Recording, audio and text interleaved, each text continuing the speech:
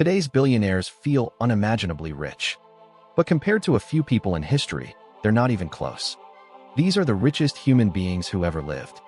People who didn't just have money. They controlled entire worlds. I'm Thomas. Let's start in ancient Rome with its first emperor, Augustus. He didn't just rule the empire. He personally owned huge parts of it. At its peak, Rome produced a quarter of the entire world's economy. And Augustus personally owned around a fifth of that. He even privately owned all of Egypt. Historians estimate his fortune at several trillion in today's money.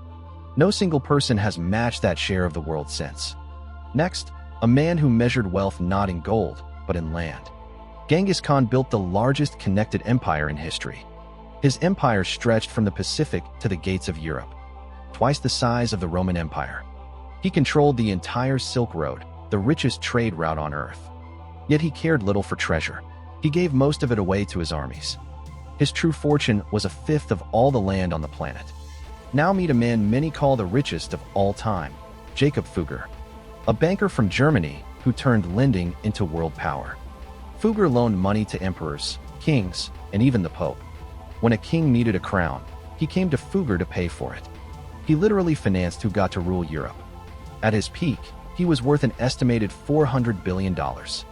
Around 2% of all of Europe's economy in one man's hands.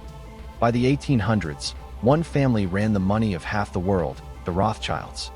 They spread 5 sons across 5 great cities of Europe. They built the first truly international banking network.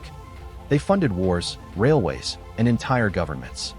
When a country needed money, it borrowed from the Rothschilds. Their combined fortune may have been the largest in modern history. A family richer than many of the nations they lent to. Then came oil, and the first man ever to be worth $1 billion. John D. Rockefeller. His company, Standard Oil, controlled 90% of America's oil.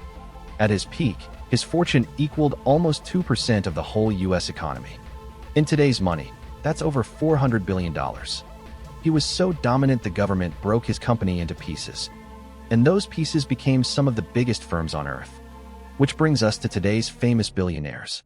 In raw dollars, today's richest are the wealthiest individuals ever.